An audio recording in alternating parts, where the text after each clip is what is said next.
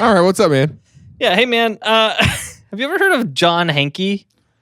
John Hanke. John Hanke. I'll show you a picture. I got a picture of him. Okay, this is at Comic-Con. Sorry, I'm reading too much into stuff. Okay. So John Hanke is a guy, and this is at San Diego Comic-Con, and that's all I know so far. Here's another picture of him. He's in a hotel. Hotel lobby. It's not a a hotel lobby where they just have like stuff on the shelves. Yeah. Where it's like, there's a book with some binoculars on top. Yeah, nobody does that in their actual house. Nobody's doing that at their house. Yeah. But here he is. He's older than the earlier picture you showed me. Yeah. Okay, what does John Hanke got to do with stuff? John Hanke, let's start, I don't know, like the mid-90s. Similar. They're like, yeah, it's the same concept. Same kind of thing. You can set the nuke to 68. Dad gets mad if you touch it. Yeah, you're like super strong, man. You're like stronger than me. You're like stronger than all of the people in the armed forces. Yeah, we got to kick that Army recruiter off campus. He's flirting with the football team. Things I learned last night.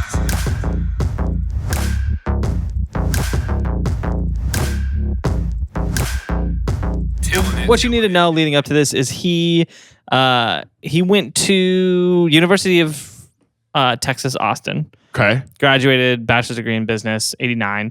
Then he went and worked for the United States Foreign Office in D.C. for a couple of years, spent a couple of years overseeing Myanmar, working on like foreign policy stuff. Overseeing what? Overseas in Myanmar. Oh, okay. Yeah. I thought you were like overseeing Myanmar. They're like, you're going to go be the boss of Myanmar. And Okay. he gets to Myanmar and I am the there- overseer. And everyone there's like, we don't have a Is it president. a fallout shelter? What are you talking What do you about? think is going on here? The overseer. Okay. No, he was just doing foreign policy there. Sure. But I guess like he didn't love it. He was just there for 4 years, and then he came back to the States, went to the University of California, Berkeley, graduated from there, and immediately went to work in like video games. And so he, This is like early 90s. This is 94? yeah, this would be, I guess he graduated. This would be like 98. Well, he graduated in 89, spent 4 years. So yeah, this is, 98. 90, yeah, 98. your math checks out. Okay. And he works with a guy by the name of Steve Sellers to put together a startup called Archetype Interactive, which started making video games. They made a game called Meridian in 59, which is one of the first ever MMOs to ever exist. Which you're an MMO guy. No, I think I'm on an HMO. I think you're on a BOTOX. I think I'm... So... Yeah, here, we'll go back. So Meridian 59, him and his partner, they launched Meridian 59. It's an MMO. It's an MMO. Okay. Which, yeah, if you don't know what an MMO is, it's a... Is it an MMO RPG, like a role-playing game? Yeah. So MMO stands for Massively Multiplayer Online Role-Playing Game. It's a really big online... And what's their game? Meridian 59. They launched it in 1996. Bunch of naked brown people. Those are zombies, Naked I think. Zombies. Naked. They're all naked. They got butts. They have defined butts. You have is what I'm defined saying. butts. Yeah, you're right. Naked, brown, zombie-looking, alien-looking people. Yeah, big feet. Very low quality graphics. So they launched this in 96 and it actually got pretty good reviews. And is the brightness turned down on this image? I don't know, actually. It's like very low. It's very dark. It's very dark. There's a game I'm thinking of where you're like on a hovercraft. And it's that kind of graphics. Do you know what I'm talking about? Is it just called hovercraft? Did you ever play that game? I'm looking to see it. I played this I feel like I all can the time. vaguely picture. Hold Are on. you like inside it? Or Yeah. are you from the outside? Both? You can do both? Is it called Hover? Yeah, it's called Hover. Yeah. It's called Here, I got a Hover. picture. I'll show you. Yeah. I remember this room specifically, the checkered room. Oh, yeah. I got a different picture, but yeah. Did you play this? I don't think I did. How can I play this? Because this Sure was you can fun. find this online. Yes, I remember this game. I played this game a lot. Do you just hover around on the hovercraft? Yeah, you like go. It's like a course. You do like a little thing. Interesting. and I was young, so I'm sure I wasn't playing it correctly. Yeah. Same thing with the MMOs, though. Yeah. Like, when I was young, I wasn't playing RuneScape correctly. Yeah, but now you're a pro. But now I'm locked in. Yeah. Yeah. Now you get it. Well, this game got a pretty decent critical acclaim. This is the mid 90s. How many players were on it? Well, they sold by 99. The game launched in 96. By 99, they sold 14,000 units, 14,359. So you download this on computer? No, it's a CD-ROM. Sorry, that's what I mean. You played this on your computer. Yeah, this was a computer game. Yeah. But then it connected to the... Yeah, it was an online game. Yeah. Okay. Because RuneScape never had a... I don't think they had a CD. I think you just played on... Yeah, it was a browser-based game. Yeah. For a long time. It still is, isn't it? No, they have a client now that you download. Yeah. That was their way of getting around all the bots. That makes sense. Yeah, no, they launched this game, and I mean, 14,000 units at $60 a pop. That's like almost $1 million, like 800 something. And they got pretty good critical reviews, like 3 out of 5, 3.5 out of 5, A- on GamePro. And so like good enough for them to get acquired. Their their design company got acquired by a company called 3DO, which was like a very early video game console. Like it was Panasonic got into the console game play. Yeah, they launched the 3DO in the 90s. It didn't really go anywhere, but their company got acquired. And so after they got acquired, he kind of got into the spot where he's like, okay, what do I want to do next? Like, I've got this decent chunk of money. I can come up with a new concept. And he wanted to pursue a pretty ambitious concept. And so what he did is he founded a firm called Keyhole in 2001. Yeah. And Keyhole was a geospatial data visualization firm. Geospatial data visualization. Okay. Yeah, and so he went and he got funding from a few places, from Sony and NVIDIA, actually. Okay. Did the Series A, and then a venture capital firm called In-Q-Tel.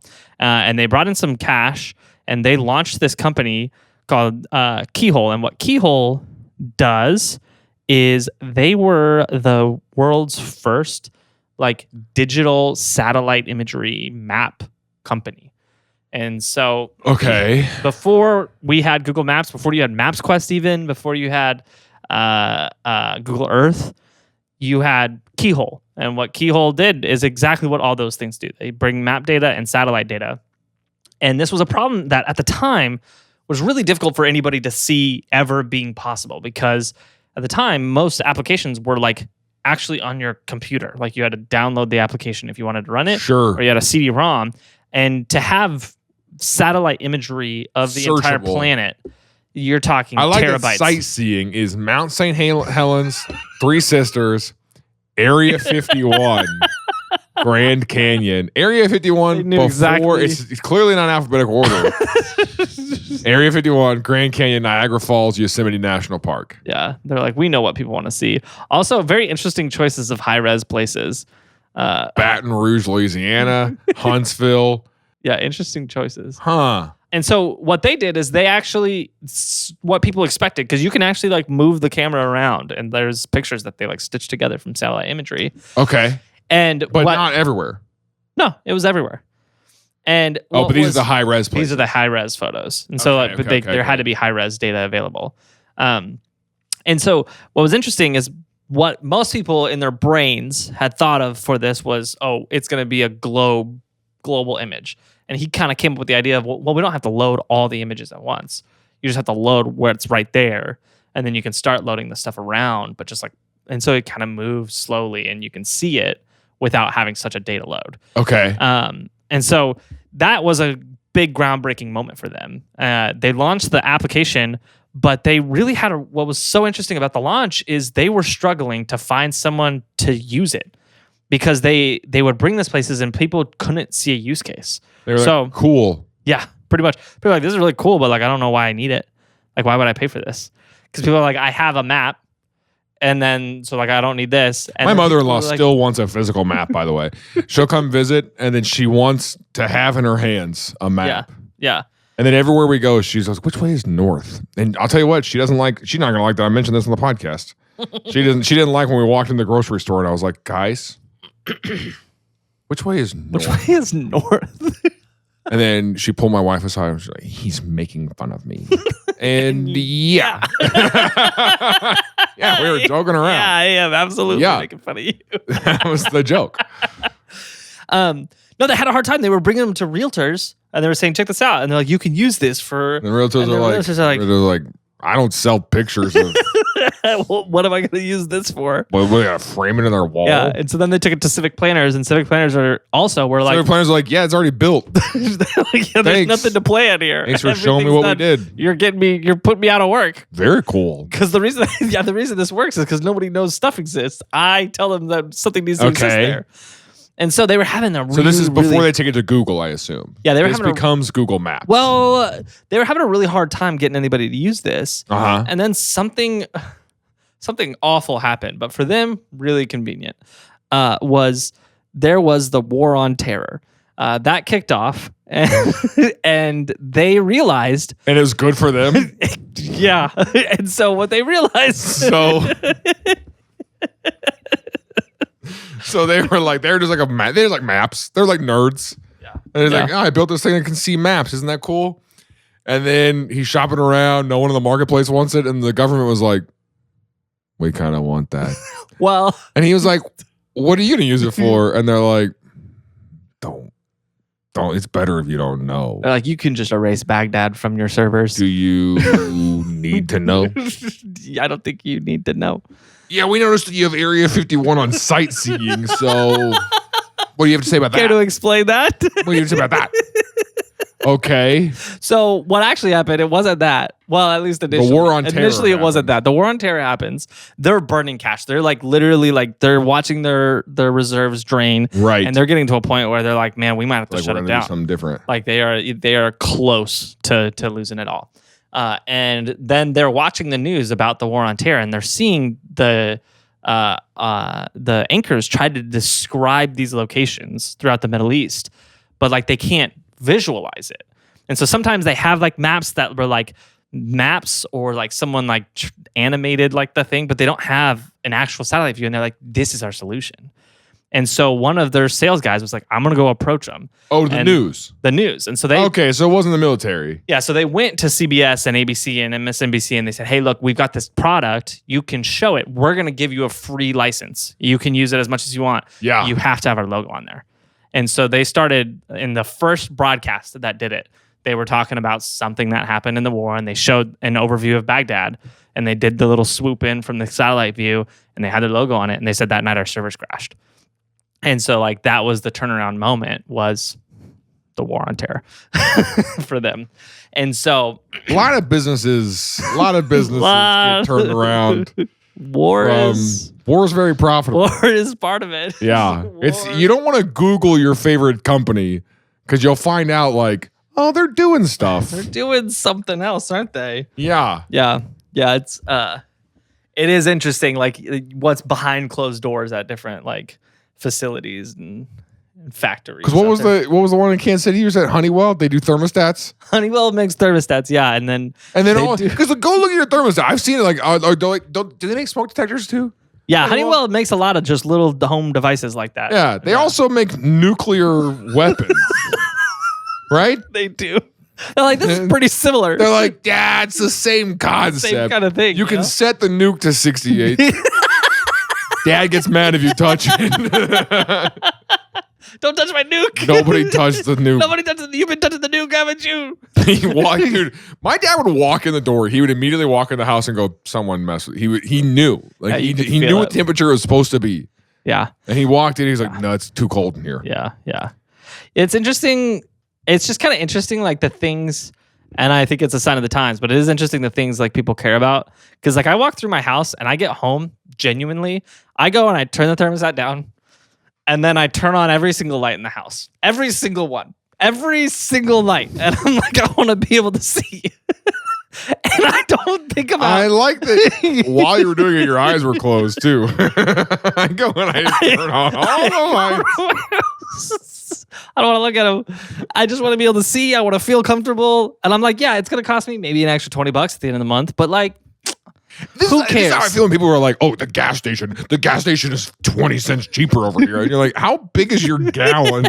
How big is the tank in your car?" Yeah, that's that big of a deal. Because like on a 10-gallon tank, that's $2. Yeah, even on a 20-cent difference. Yeah, yeah.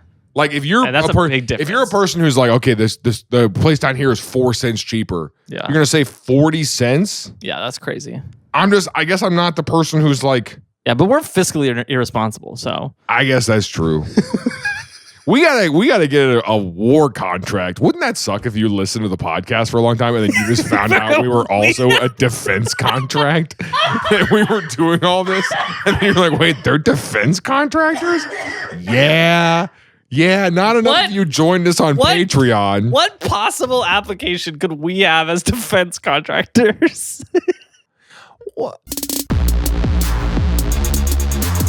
Everything must go. TILLN's going out of business, and so our Patreon is now $6.99 for all tiers. Don't say that. People will freak out. They don't know we're joking. TILLN is not going out of business. That was a joke. But we are reducing the price of Patreon to $6.99 for all tiers. You get every perk. You get access to Discord. You get access to every episode. See, when you hype it this much, it seems like... Oh my gosh, it is high. I know, but when you talk like that, it seems like we're really selling. I was trying to do a we're selling bit. You know, the bit was like, I'm a sleazy salesman. I want to make it that, but I straight up think that we've been doing that bit too long, that people are like, it's a little... This is the first time I've ever done the bit. Before I was a sleazy salesman. No, we did the whole, hey, before Tuesday. We did those bits. Just leave it all in. Do this whole thing. Join us on Patreon. But yeah, I think you're right. Like different, there are things you would find out. You're like, oh, that's a company I didn't see coming. We'd be surprising. I don't know what we could do. But it's a bit like if Charlie took over the chocolate factory and then became the boss, and then Willie pulled him and he's like, congratulations, Charlie. And then through this door, it's like, here's what the real business is. Yeah, chocolate's at the heart of it, but the Oompa Loompas are flying fighter jets. Fighter jets. Yeah, they fit in the drones. This is a defense contract? Oh, yeah. Flock cameras are part of Wonka Vision, so that's like part of Wonka Vision. Oh, yeah, dude. Crime Stoppers, Gobstoppers, all the same thing. Do it all. Just freaking Gobstoppers. Mob Stoppers. There you go. See? And then Charlie's like, wait, we're defense contractors? That's so funny. The river of chocolate. Yeah. We drown our enemies in it. We're waterboarding. We're waterboarding people. It's pretty problematic, but that's why I want it out and you're in charge. That's why we do the tours. Also, so that way the kids see all the chocolate and it makes it seem all nice. Yeah, it's also our recruiting. Remember when that guy came to your school and was like, do you want to get into chocolate? And you were like, yeah. Yeah. That we were trying to get you into war. Woof. The Army recruiters come to your school? Oh, yeah. Yeah. Yeah, they came to our school because they were like, you guys aren't going to go to college, right? Yeah. I clearly remember, and I think about this all the time now, actually, because now I'm older. My brain is fully developed. And so, like, I see through the scheme. Okay. But I remember going, and I remember the recruiter, like, challenging me to a push-up contest. Yeah. And I beat him. And he gave me a shirt. And he was like, you should join the Army. And I believed that. And you go... And I was like, oh, that guy was just trying to get me to... He let me win. Go fight someone else's war. He's like, hey, dude, we need more 5'10" guys in the military. You seem like you're 6'2". You seem like you're 5'10". Are you like, what are you, like 6'3"? You gotta be like, what, 200 pounds? Do you do like Botox or something? Your face is like so hot. Is this Army recruiter flirting with me? Am I getting hit on by the Army recruiter?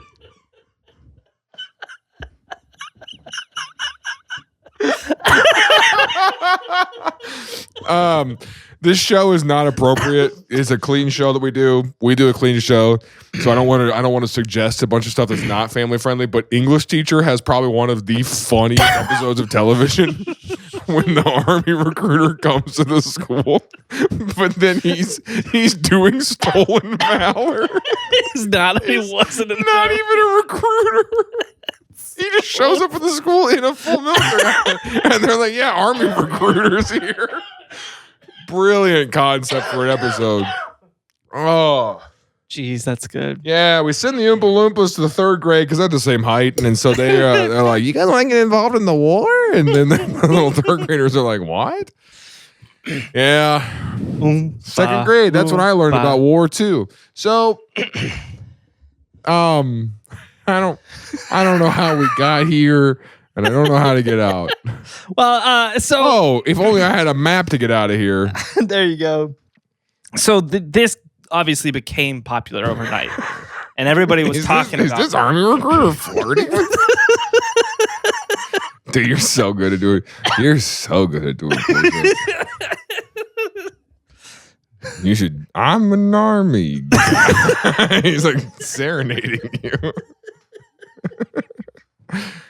I'm an army guy. Yeah, we got to kick that army recruiter off campus. He's flirting with the football team. That's going in the intro, I fear. That's going in the intro. So, I love, if you've not followed us on social media, I've been trying to get us canceled with the out of context quotes, and that's going to be one of them. But the quote for this week's episode that just came out of the has our friendship changed your opinion of the Jewish people? That's so crazy out of context. Wild. Also, this army recruiter's flirting with the football team. Yeah, it's going in the intro. So, all right. So they've got a map company. Yeah, they're growing and got a lot of attention. And that's when the army found out about it. And they're like, hey, wait, actually, I think we could use this. Okay. And so the army knocks on their door. I was like, hey, you want to do some push-ups? The military comes and they're like, hey, we're going to pull up John Hanke. This guy did so many more push-ups. So many more push-ups than the Navy SEAL. The Navy, the jacked Navy SEAL. He's like, man, you're strong, dude. He's like, dude, you're like super strong, man. You're like stronger than me. You're like stronger than all of the people in the armed forces combined. We need you. You're like so tough. So that's when the army comes in. The army basically pulls Keyhole into their defense apparatus. And Keyhole works with them to create a software that allows them to put tactical information right into Keyhole so they can plan in Keyhole and see. And this is where we get maps. So they can like on Keyhole, they can like be like, we're going to go down this street, this street, this street. Yeah, stuff like that. So planning routes. Yes. Maps. And just a couple years later, this attracted the attention of Google. Google buys them for $35 million and brings Hanke into the fold. Okay. And this is what becomes Google Earth. Yes. And later, Google Maps. And he got this influx of funding. And so he's like, now I can do all these big dreams I always had for this. And so he launches Street View. Okay. Which, if obviously, I'm sure you know, but it was. And this is an old one too, right? This isn't what they look like anymore. No, yeah, that's true. They look way better now. Yeah, they're much more simple. They're much more conspicuous. Also, Chernobyl has Street View footage. You know this? I was just looking at it the other day. If you want to look it up, I'm serious. Chernobyl's got Street View, but look at the Street View car. Because the Street View car says, like, hazmat, like, I forget what look at the Street View. Yeah, I'm pulling it up. Yeah, we got to pull up in maps. Go to maps. No, yeah, there you go. Gamma travel or something. Isn't that interesting? They have a separate Google. So it can take the extra. Yeah, it's like those storm chaser cars. But it's That's really and also, wait. Just look at maps. Look at maps real quick. Pull up the Chernobyl place. Look up just Chernobyl. And then the satellite images are a little blurry. Really? Yeah, look at it. There is that is a whole thing. Like when Google Earth launched, a bunch of nations were like, hey, we don't like this. And so they went to Google and they're like, hey, you can't show this, you can't show that. Just recently, actually, Taiwan got in a mess because Taiwan hasn't had Google Maps forever. And just a couple of years ago, they're like, okay, fine, you can come.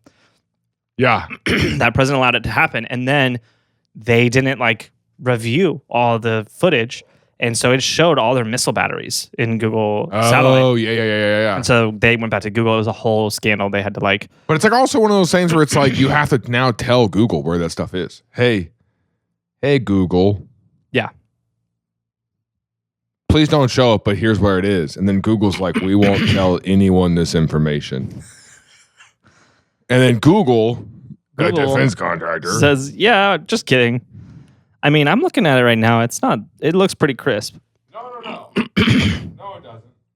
What are you talking about?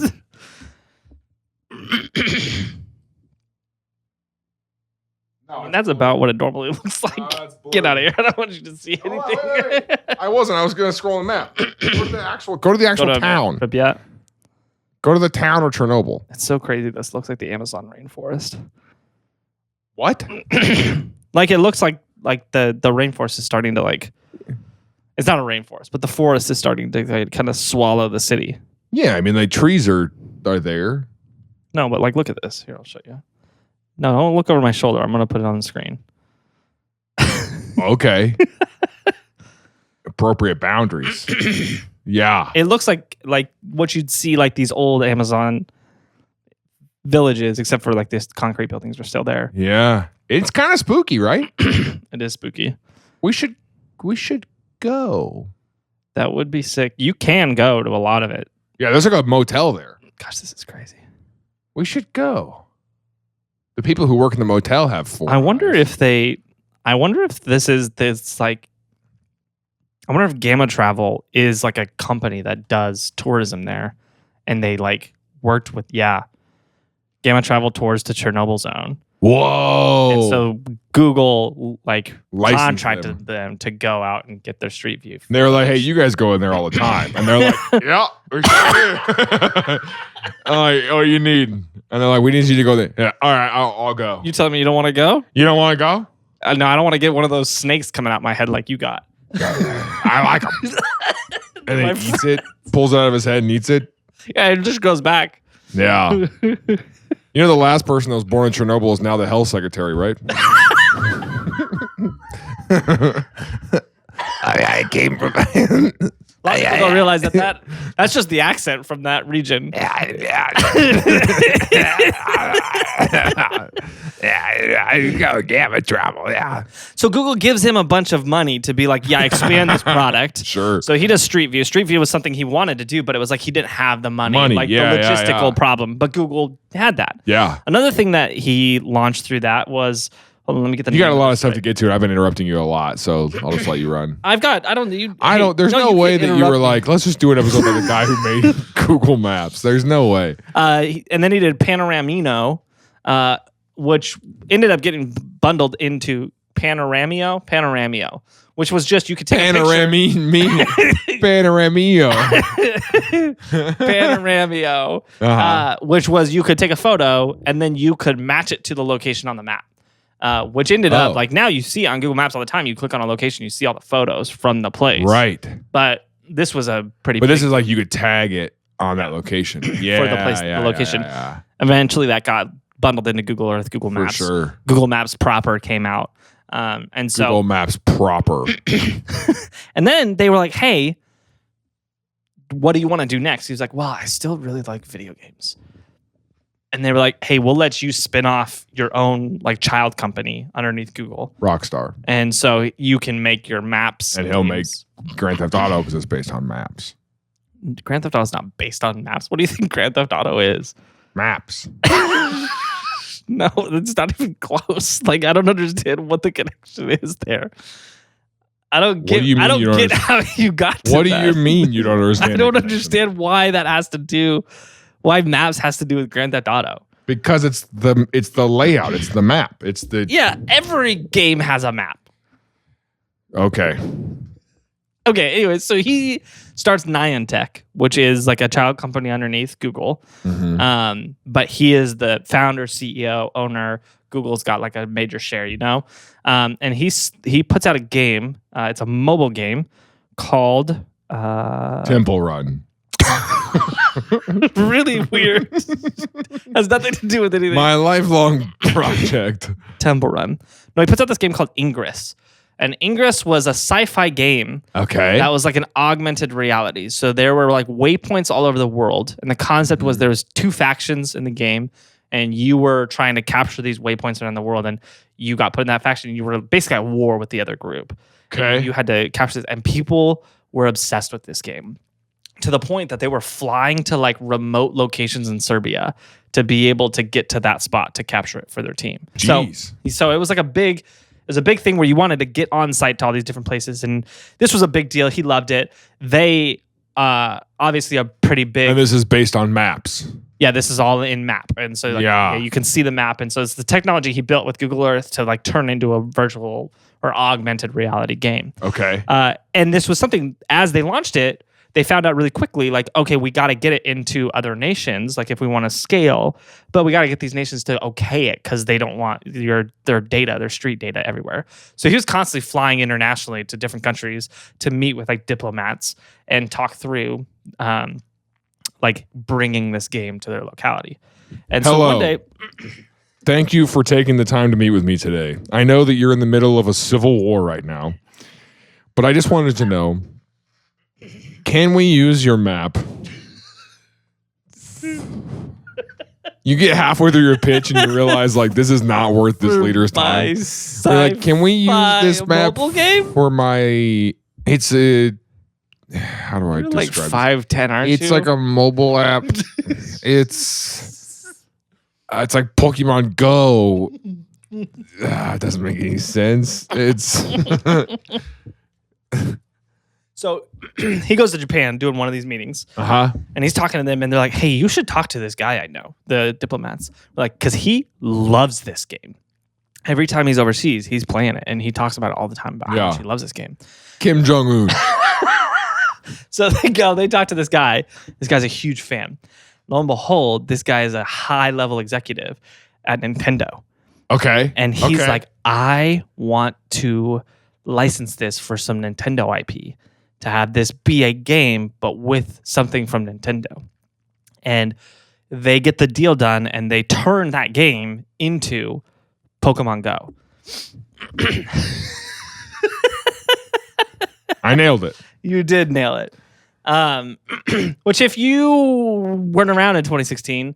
Gosh, this was the craziest time. It was insane. There would just be a pack of people at Bass Pro. Yeah, yeah. Oh, Bree and I we went to a park the other day. We were walking Archie.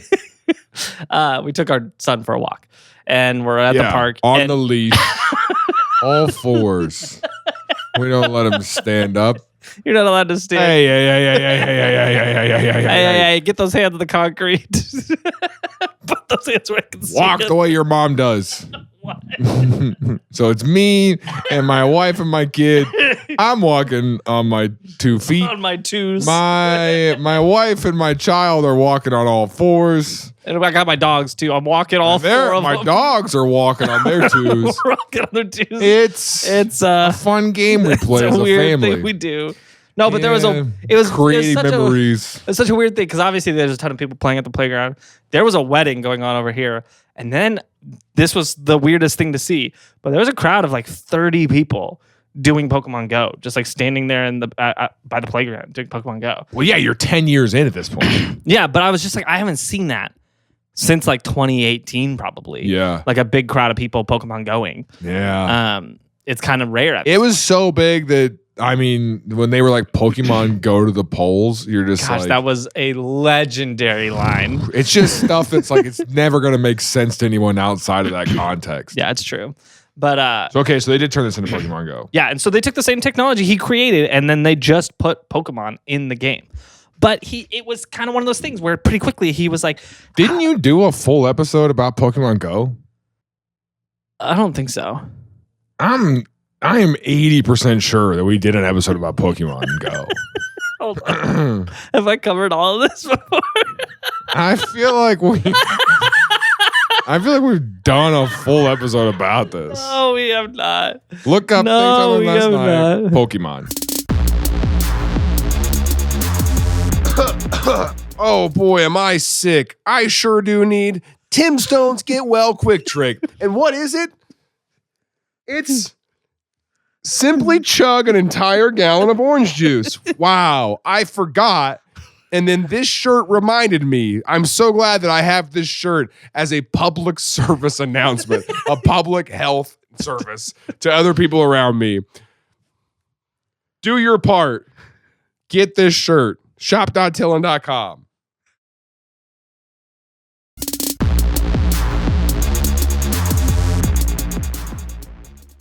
Uh-oh. We did do a Pokemon Go. We did a whole episode. Uh-oh. I'm gonna have to go. I'm gonna have to look at this because I don't think I don't think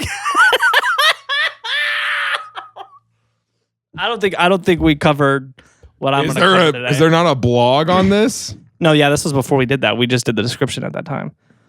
Wow. This is old. So after you finish this episode, I guess go listen to this episode. I was like, there's no way he's building up to Pokemon Go because we've done an episode about that. Well, it's interesting. This does say we talk about Pokemon, its origins, branding strategy, and the unintended effects of their game Pokemon Go. So I think we covered Pokemon, and then we hit Pokemon Go. Okay. I don't remember. I forgot we did this. Now, the episode, the thing I want to, since we're already in here, I guess, since you've listened to this and you're like, wait, we covered all this already. Let's cover something we haven't talked about before. The Lonnie Zamora incident. Now, this is a guy, he's a cop. Now, this is a funny thing. Hey, maybe we should do this. Tim, here's a funny bit that we're going to do since you just did this, since you've just retold an episode. A funny bit that we're going to do now is at the end of the year, we're just going to try to tell an episode from memory. Do an episode from memory. That's pretty funny. That's going to work. No, I'm so confident we didn't cover a lot of this stuff because a lot of this stuff happened after. Okay. But so Pokemon Go comes out. We know all about Pokemon Go. It was a big deal. People were crashing their cars, walking off cliffs. It was a whole thing. Not like on purpose. They were doing it because they were distracted by the game. Yeah, it was a distracted driving. It wasn't like someone was like, I didn't get Pikachu, and then freaking drove their car into a wall. No, but they realized pretty quick, like what he really wanted was not possible with the kind of data he had. Okay. Because what made Google Earth work was it was satellite, and then they had the street view. And then they did SketchUp. He launched SketchUp, which was like a 3D modeling platform. And so people would make 3D models of like famous buildings and like add it to Google Earth. It was like a volunteer program.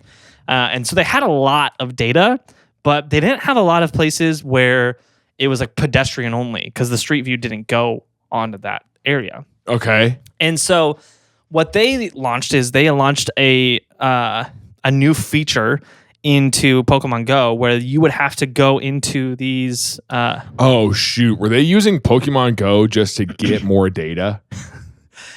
So Tim, were they using Pokemon Go to get people to look around parks and create more Google Maps data? So they launched this thing. Oh my gosh, why didn't I think about that? So that's the same way, Tim. You know that, like, okay, you know the CAPTCHA thing. We've all been clicking like pictures of cars, pictures of fire hydrants. You know that's what they use to train Waymo. Yeah, yeah. And now I'm finding out. You're telling me that Pokemon Go was us using that, like we were training the models. Yeah, yeah. So they launched. 500 million people downloaded Pokemon Go. Oh, and then they launched what they called AR mapping tasks. And to be eligible for that, you had to agree to do the task. And when you agreed, you had a whole terms and conditions you were agreeing with. You agreed to it. And then what you would do is you would go to these locations and there'd be the Pokemon and everything. And then what you would do is you would film like this statue and you'd go around the whole statue, film the whole statue, and get a full video of the whole statue.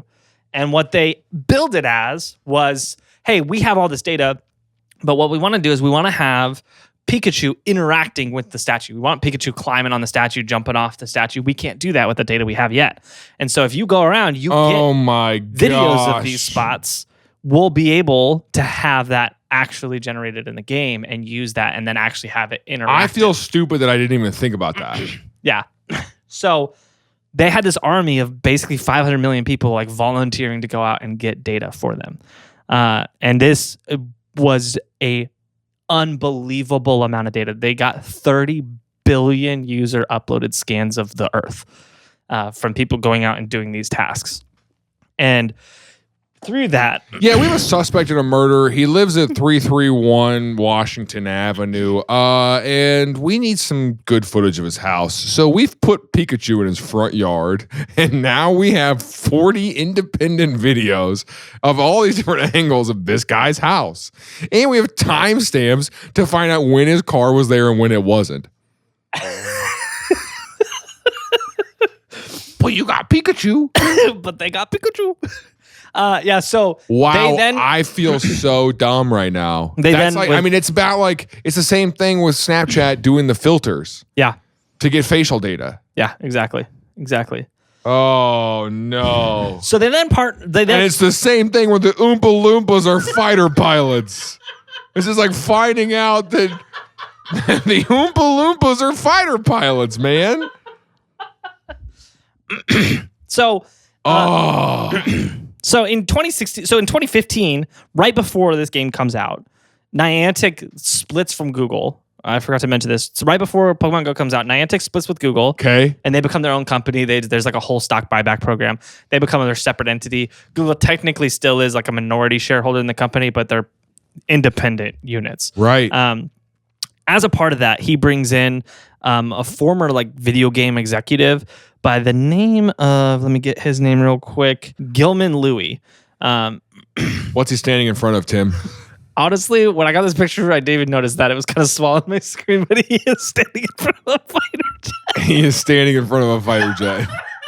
I don't know.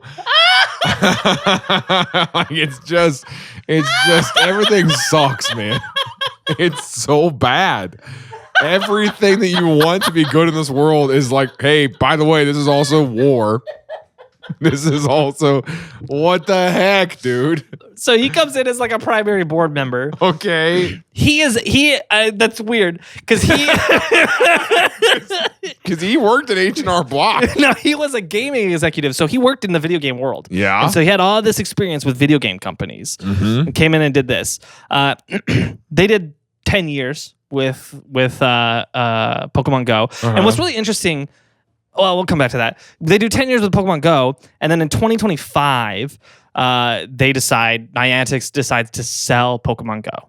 And so they sold it to a new company called Scopely for $3.5 billion. Oh my gosh. Which is bananas. But is it because the data is so worth it? I mean, the data is obviously still there. Yeah. But the interesting thing is part of that data is the Niantic, like the shareholders in Niantic, they could still keep all the data that they got from Pokemon Go. So they kept the database too. They kept a copy of the database. And Hanke went and he started a spin-off company called Niantic Spatial, which very similar because the name Niantic is the same. Very similar because it's the same. Okay. And so he teams up with his old venture capital investor, In-Q-Tel, the first one that invested in it. And he puts together this company called Niantic Spatial. Actually partners with, it's funny you said them, Snapchat for this. And then also partners with Palantir for this new company. Oh, God. And something I should mention, now is probably a good time to mention this, is that investment firm, In-Q-Tel, let me see if I can get a picture of them real quick. We don't need one. It's so crazy. You're in the chocolate factory walking around. Here's a little Oompa Loompas, and then you open the door, and it's like there's the Palantir office at the chocolate factory. And you're like, "What are you guys doing here?" And you're like, "Nothing." And then then you're walking, and you hear someone in the candy bushes being like. You're like, what was that? And you see like this little hunched over figure, and they turn and they hiss, and you're like, Peter Thiel, what are you doing here? and he's like, and he runs off into the bushes, and then freaking. So In-Q-Tel in 19. You just look up in the middle of a war, and there's a bunch of floating blue kids coming at you because they ate the candy that makes them float, and they also ate the candy that makes them the giant blue. And they're like, whoa, watch out! I'm gonna blow. They turned me into a bomb. And you're like, oh no. No. Willy Wonka is a monster. Willy Wonka is a warmonger. Willy Wonka and the defense contractors. Oh no. So anyway, In-Q-Tel was founded in 99. Oh gosh, this story's gonna get worse and worse. I can feel it. And In-Q-Tel was actually the brainchild, and I guess you could say founded, but it was the original CEO was that Gilman Louie guy that I showed you, and another guy by the name of Norm Augustin, who was the former CEO of Lockheed Martin, and this was the brainchild of one George Tenet, who, if you don't know who that is, he was the director of the CIA in the late 90s and early 2000s. I hate this, man. I hate how everything in the world, dude. We were just reminiscing about how good the summer of 2016 was. Like, gosh, you remember that, dude? People were outside taking pictures of Bass Pro. We didn't know they were feeding the machine. And what this was George Tenet. We don't need flock cameras. You're all playing Pokemon GO in your neighborhood, dude. Oh my gosh. I'm so mad right now. And George Tenet, director of the CIA, was like, man, it would be really cool if we had our own investment firm and we could invest into technologies that would be beneficial for the CIA, the defense industry, and make these things come to fruition that we could then use. And so they created this investment arm, and since 99, the last record we have is, I believe, in 2022. They have invested in 320 companies, and they have a total of 1 billion assets. 1 billion assets or 1 billion in assets? 1 billion in assets. Yeah. Okay. Yeah, 1 billion in assets. And they have 1 billion assets. Okay. This is one of my 1 billion assets. Here's my assets. And this relationship with John Hanke goes back to Keyhole. They were one of the first investors in Keyhole because they were like, oh, hey, it would be super beneficial for us to have this. All right, let me make a pitch real quick. Do you think that in 20 years you might be a war criminal? Would you like to get in early with 2 podcasters who are just naive enough to give you all of the data that we have? We have a lot of data on 100 patrons. Reach out to us at info@TILLN.com. And we have a lot of data on 100 people who would pay monthly to talk to us. Let's commit war crimes together. Anyways, sucks. if you want to join our Patreon and let us sell your data to the defense industry. Let's be honest. You don't need us to do that. You've already you've clicked accept on too many things. You've done it. Yeah, they got you. But yeah, so that's why he's in front of the fighter jet, because he was the CEO of In-Q-Tel. And the investor in all the... And they were like, yeah, let's do a good... Hey, you guys want to do cool headshots for the website? Sure. Let's get the fighter jet. Pull the fighter jet around. The fighter jet around. Do we have one of those? Do we have one of those? Laughs like that now. Oh... Like, you don't sound like the way you used to. Yeah, it's the evil. It's the evil. Oh my gosh, dude. So this organization, In-Q-Tel, ingrained itself in Silicon Valley and just looked for cool technology to put money into. And they would dump a few million taxpayer dollars into these companies. And what's interesting is they are a nonprofit organization that is separate from the CIA. I put that in air quotes if you're listening. And they invest in these companies a seed round that they don't intend on a return. They are spreading the net out to all these possible applications that could be useful for the CIA. Yeah. And Keyhole was one of them. And so the whole Google Maps, Street View, they really want you to wear the meta glasses too. Yeah. You guys are like, oh, we don't want flock cameras in our neighborhood. Let's put them on our face. Yeah. What's interesting is near the same time that Hanke got this investment, so did Palantir. So Palantir got that same investment. And so they spun off this company last year. They took all the data from Pokemon Go and they teamed up with Snapchat, who took everyone's face data. And then they teamed up with Palantir, who we know are doing all this data farming. And they have created Niantic Spatial, which is essentially all of these concepts to a billion degrees. They have this massive global mapping system that they have given to the military to track people and do face data to track people, Palantir data to track people. They put it all in a map, and they have these maps that were generated from people playing Pokemon Go that are into intense detail in pedestrian-only areas globally. And now they are teamed with defense contractors for it. So, well, that's what Pokemon Go was. Sucks, man. Isn't that crazy though? I don't know, man. That sucks. All right. Another encouraging episode from things I learned last night. Let me tell you who they're working with. They've like partnered with all of these different organizations now. Like it's Snapchat, this Vanter company, which is a defense contractor. Yeah. And they are now they're not just doing defense contract, I should say. I guess let's be fair reporters here. Yeah, they're also selling chocolate. The chocolate's still at the heart of the business. It's still the heart of the business. Yeah. My grandfather started this company 70 years ago. Yeah, he was all about the chocolate and the caramel, whatever else is in chocolate. Thing is. I'm more about the war. And I said, how can we use this to kill people? How can we use this to annihilate our enemies?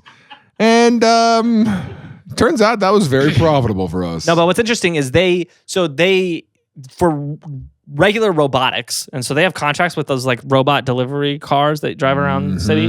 Waymo, they have contracts with Waymo, and so like robotics they have contracts with. Yeah. But they also, like, one of the main applications that they set up with the military is for drone flight. And one thing that they talk about as being such a big deal is currently, if drones lose connection to the satellite, they lose their ability to know where they're at in the world. But because of this VPS, the visual positioning system, they now don't need the satellite imagery because there is so much data about with photo and video of everywhere that they got from Pokemon Go, that all it needs to do is turn on its camera and it can orient itself anywhere in the world from that footage that we capturing Pikachu.